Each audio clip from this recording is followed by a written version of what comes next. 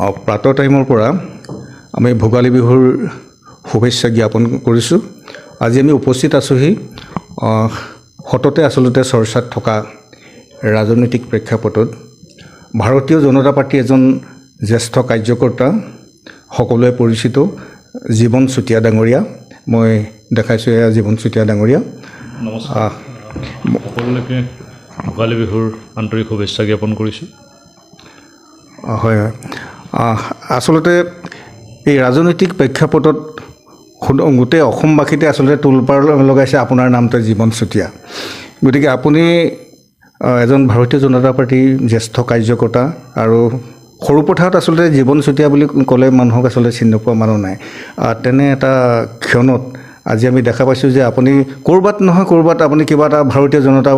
পাৰ্টীৰ প্ৰতি এটা অসন্তুষ্ট প্ৰকাশ কৰা পৰিলক্ষিত হৈছে, কি ক'ব? হয়, যোৱা কেইদিনমান এই বিষয়টো যথেষ্ট চৰ্চা লাভ কৰি আছে। যোৱা 12 তাৰিখে মই ভাৰতীয় জনতা পাৰ্টী দল ত্যাগ কৰি গোলাঘাট জিলাৰ সভাপতি চন্দ্ৰজ্যোতি ঠাকুৰৰ হাতত আৰু ৰাজ্যিক সভাপতিলৈ এখন পত্ৰ প্ৰেৰণ কৰিছোঁ। মই দলৰ পৰা অব্যাহতি লোৱাৰ বিষয়ে অৱগত কৰিছোঁ, আৰু দলৰ পৰা অব্যাহতি লোৱাৰ কথাটো আচলতে এই বিষয়টো যথেষ্ট আৱেগিক বিষয়, কিয়নো মই 2008 চনৰ 5 টকীয়া সদস্য হৈ তেতিয়াৰ পৰা নিৰৱচ্ছিন্নভাৱে ভাৰতীয় জনতা পাৰ্টীত সেৱা আগবঢ়াই আহিছিলোঁ। দলৰ নীতি আদৰ্শক ভাল পাই আমি দল কৰিছিলোঁ। যোৱা 21 নিৰ্বাচনৰ আমি প্ৰাৰ্থিত্ব প্ৰত্যাশী আছিলোঁ, আৰু 21 নিৰ্বাচনৰ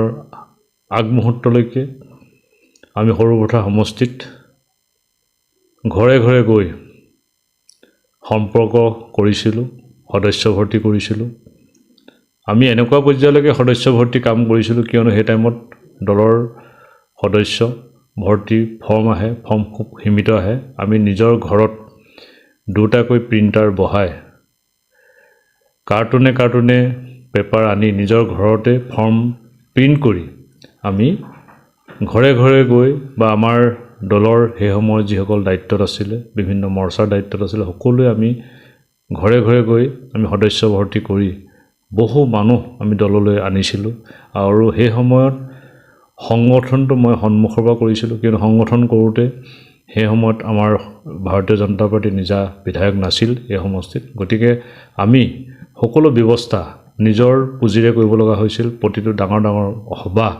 সমিতি আমি নিজৰ টকা পইচাৰে, নিজৰ কষ্ট উপাৰ্জিত পইচাৰে আমি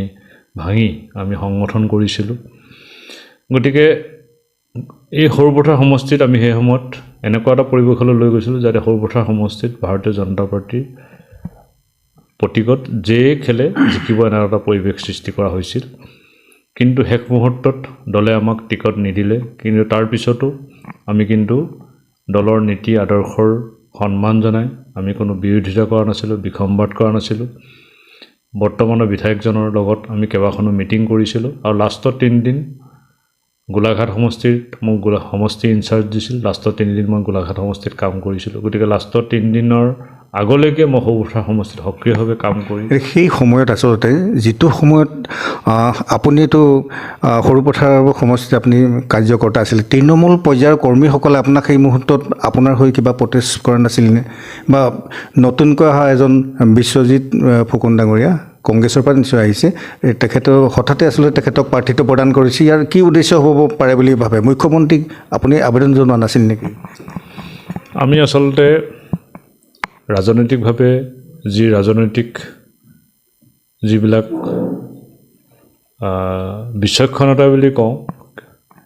ওপৰৰ নেতৃত্বক কাক কেনেকৈ লগ কৰা, এই কথাবিলাক আচলতে আমাৰ ক্ষেত্ৰত আমাৰ কোনো পৰামৰ্শদাতা নাছিল। আমি দলটোক ভাল পাই কাম কৰিছিলোঁ। আমি অকল সংগঠনত গুৰুত্ব দিছিলোঁ, আৰু সেই সময়ত আমাক কোৱা হৈছিল যে সংগঠনৰ কাম ভালকৈ কৰিব তেওঁহে টিকেট পাব। গতিকে আমি সেই আধাৰতে কাম কৰিছিলোঁ। কিন্তু লাষ্ট মুহূৰ্তত কিবা কাৰণত টিকেট নাপালোঁ। এতিয়া কি কাৰণ, সেইটো ৰহস্যৰ বিষয়। গতিকে সেই ভিতৰুৱা কথাখিনিতো আমি গম নাপাওঁ কিয় টিকট নাপালোঁ। কিন্তু তাৰপিছতো আমি দল কৰি আছোঁ, আৰু শেহতীয়াকৈ যোৱা লোকসভা নিৰ্বাচনৰ পাছত আমি দেখিলোঁ যে বৰ্তমানৰ বিধায়কজনে আমাৰ ক্ষেত্ৰত যথেষ্ট আমাক দলৰ পৰা এৰাই ৰখোৱা একাষৰীয়া কৰাৰ এটা ব্যৱস্থা গ্ৰহণ কৰিলে প্ৰতিখন পক্ষপাতমূলক তেওঁ প্ৰতিখন সভা সমিতিত এনেকৈও ক'বলৈ লাগিল যে জীৱন চুতীয়া ভাৰতীয় জনতা পাৰ্টীৰ প্ৰাথমিক সদস্য নহয় গতিকে তেওঁৰ লগত কোনো কাৰ্যকৰ্তাই যাতে সম্পৰ্ক নাৰাখে আনকি এনেকুৱা এটা পৰ্যায়লৈ গ'ল যে মোৰ ঘৰলৈ যদি কোনোবা আহে ব্যক্তিগত সম্পৰ্ক ৰাজনীতিৰ ওপৰতো আমাৰ বিভিন্ন সামাজিক ঘৰুৱা বিভিন্ন ধৰণৰ সম্পৰ্ক থাকে কিন্তু এনেকুৱা এটা পৰ্যায়লৈ পালেগৈ যে মোৰ ঘৰুৱা সম্পৰ্কত থকা ব্যক্তি বা সামাজিকভাৱে বা বন্ধুত্বপূৰ্ণ সম্পৰ্ক থকা ব্যক্তি যদি দলীয় বিষয়বাবত আছে তেওঁ কিন্তু মোৰ ঘৰলৈ অহাৰ ক্ষেত্ৰত অসুবিধা কিয়নো বিধায়কে গম পোৱাৰ লগে লগে যদি ফটোত আজিকালি প্ৰায় ছ'চিয়েল মিডিয়াত মানুহক লগ পালে ফটো এখন মাৰি ছ'চিয়েল মিডিয়াত দিয়া এটা অভ্যাস সকলোৱে আছে সেই ফটোখন ছ'চিয়েল মিডিয়াত অহাৰ লগে লগে সেই ব্যক্তিজনৰ ওপৰত তেওঁ বিৰূপ মন্তব্য কৰে তেওঁৰ ওপৰত ব্যৱস্থা গ্ৰহণ কৰে হয়তো দলীয় দায়িত্বৰ পৰা আঁতৰাই ৰাখে গতিকে এনেকৈ ধৰণে বিভিন্ন প্ৰকাৰে দলীয় কৰ্মীৰ ওপৰত হেঁচা প্ৰয়োগ কৰিবলৈ ধৰিলে আৰু শেহতীয়াকৈ যি পঞ্চায়ত ইলেকশ্যন হৈ গ'ল আৰু সেই তাৰ প্ৰাক মুহূৰ্তত তেওঁ এনেকৈ ক'বলৈ আৰম্ভ কৰিলে সভা সমিতিত বা সাংগঠনিক যিসমূহ মিটিং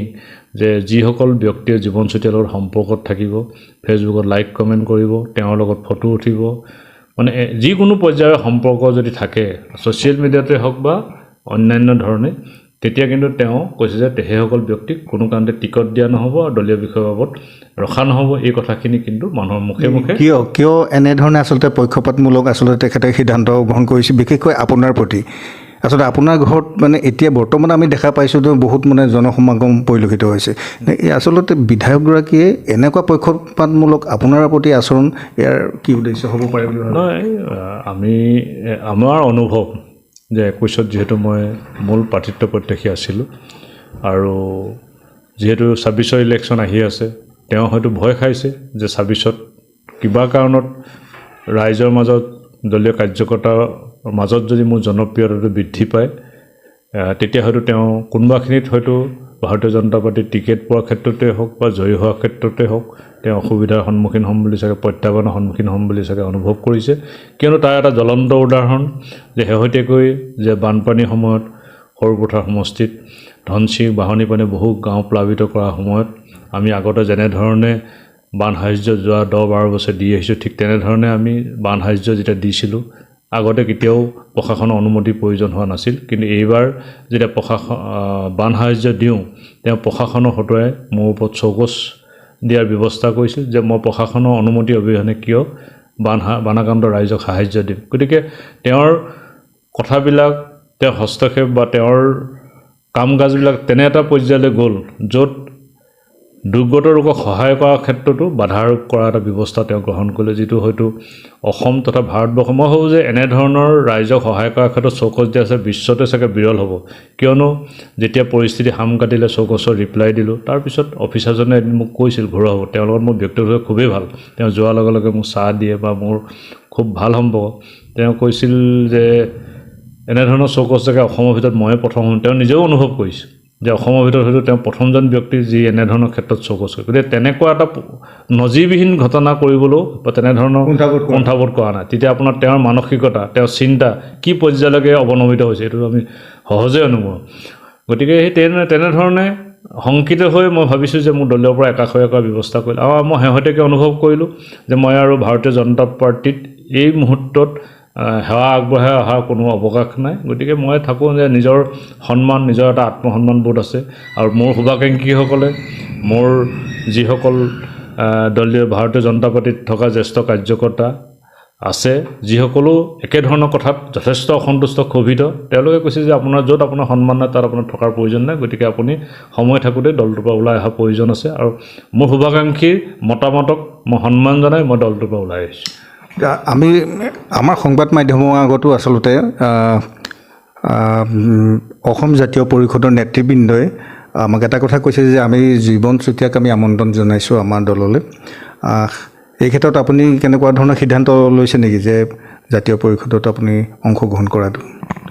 চাওক মই যোৱা 12 তাৰিখে দলটোৰ পৰা অব্যাহতি লৈছোঁ আৰু দলটোৰ পৰা অব্যাহতি লোৱা আজি মাত্ৰ 3টা দিনত ভৰি দিছে গতিকে এই 3টা দিন বিহুৰ সময় তাৰ পিছদিনাখনে মেজিৰ ভোজ যোৱাকালি মেজি জ্বলোৱা বিহু গতিকে যোৱাকালি মোৰ কেইবাটাও কাৰ্যসূচী আছিল পৰহিও আছিল গতিকে মই পৰহিও ৰাতি 12টালৈকে ৰাইজৰ মাজত আছোঁ যোৱাকালিও ৰাতি 12টালৈকে মই ৰাইজৰ মাজত আছোঁ বিভিন্ন কাৰ্যসূচী লৈ আৰু আজি সৰুপথাৰ সমষ্টিৰ বিভিন্ন শুভাকাংক্ষী ৰাইজক মই আজি নিমন্ত্ৰণ জনাইছিলোঁ বিহুৰ জলপান খাবৰ কাৰণে গতিকে তেওঁলোক জলপান খাবলৈ আহি জলপানৰ ব্যৱস্থা বা জলপানৰ খোৱাৰ সেই সময়খিনিৰ মাজতে জাতীয় পৰিষদৰ লোকসকল দলীয় বিষয়ববীয়াসকল আজি আহি আমাৰ মাজত উপস্থিত হয় আৰু তেওঁলোকে আমাক আগ্ৰহ প্ৰকাশ কৰিছে যে আপুনি আমি তেনেধৰণে কিবা চিন্তা কৰিব পাৰোঁ নেকি কিন্তু মই এটা কথাই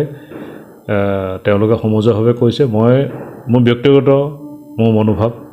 যে বৰ্তমান সময়ত মই কোন দলত যাম কি নাযাম এই কথাখিনি আচলতে মই নিজে ব্যক্তিগতভাৱে সিদ্ধান্ত লোৱা বিষয় নহয় যিহেতু ৰাজনৈতিক কথা বতৰাবিলাকৰ লগত সিদ্ধান্তবিলাকৰ লগত ৰাইজ আৰু শুভাকাংক্ষী বা ৰাজনৈতিকভাৱে যিসকলৰ অভিজ্ঞ লোক তেওঁলোকৰ পৰামৰ্শ লোৱাৰ প্ৰয়োজন আছে কিয়নো নিৰ্বাচন মই নেখেলোঁ ৰাইজে খেলিব গতিকে ৰাজনৈতিক ক্ষেত্ৰখনত যাৰ যেনেধৰণে গুৰুত্ব আছে সেইসকল ব্যক্তিক আমি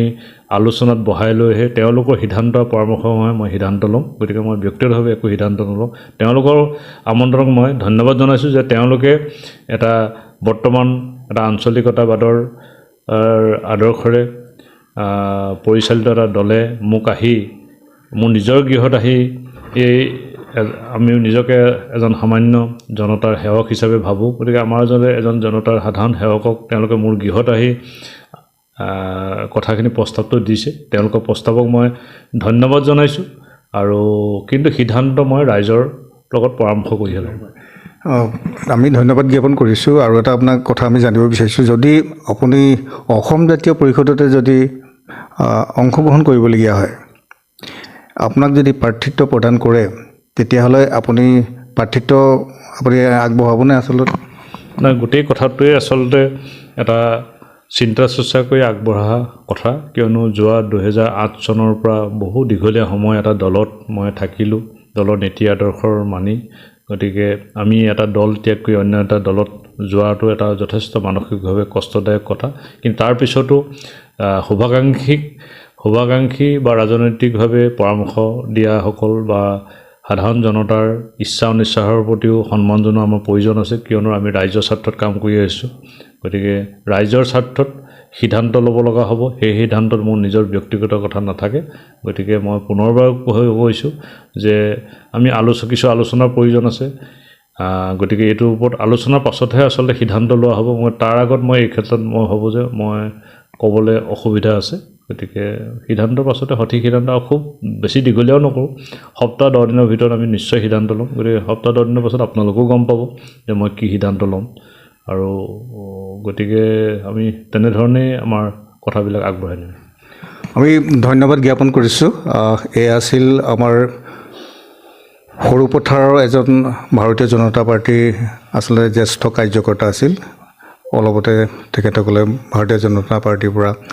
পদত্যাগ কৰিছে আৰু দেখা গৈছে যে বিভিন্ন প্ৰান্তৰ পৰা তেখেতৰ যিসকল শুভাকাংক্ষী তেখেতক আচলতে যিসকলে আচলতে মৰম চেনেহ আগবঢ়াইছিলে সেইসকলক আজি আমি দেখা পাইছোঁ আৰু তেখেতৰ আমি সুস্বাস্থ্য কামনা কৰিছোঁ আৰু এয়া আছিল জীৱন চুতীয়াৰ ব্যক্তিগত ভাষ্য ধন্যবাদ জ্ঞাপন কৰিছোঁ ধন্যবাদ mobile plus physiotherapy wellness and rehabilitation centre দক্ষিণ কামৰূপৰ ব্যৱসায়িক প্ৰাণকেন্দ্ৰ বিজয়নগৰৰ লগতে VIP চক আৰু গুৱাহাটী মালিগাঁও পাণ্ডৱনগৰত থকা তিনিওখন ক্লিনিক বৰ্তমান প্ৰায় 20 বছৰৰ অভিজ্ঞতা পুষ্ট তথা এতিয়ালৈকে প্ৰায় 40,000 ৰোগীক সুস্থ কৰি তোলা ডক্টৰ পল্লৱী নাথৰ তত্ত্বাৱধানত চলি আছে এই ফিজিঅ'থেৰাপি চেণ্টাৰ তিনিটাত বৰ্তমান অভিজ্ঞ ডক্টৰৰ দ্বাৰা যিকোনো জটিল ফিজিঅ'থেৰাপি চিকিৎসাৰ লগতে যিকোনো ৰোগীৰ ঘৰলৈ গৈ চিকিৎসা সেৱাৰ সুব্যৱস্থাও ৰাখিছে আমাৰ ঠিকনা mobile plus physiotherapy wellness and rehabilitation centre opposite Uparshali Bijoynagar SBI branch আমাৰ VIP চকৰ ঠিকনাটো হ'ল VIP চক near VIP bus stop Borjhar Guwahati আমাৰ মালিগাঁও ঠিকনাটো হ'ল চেলাছ 360 ফিজিঅ'থেৰাপি এণ্ড ৰিহেবিলিটেশ্যন চেণ্টাৰ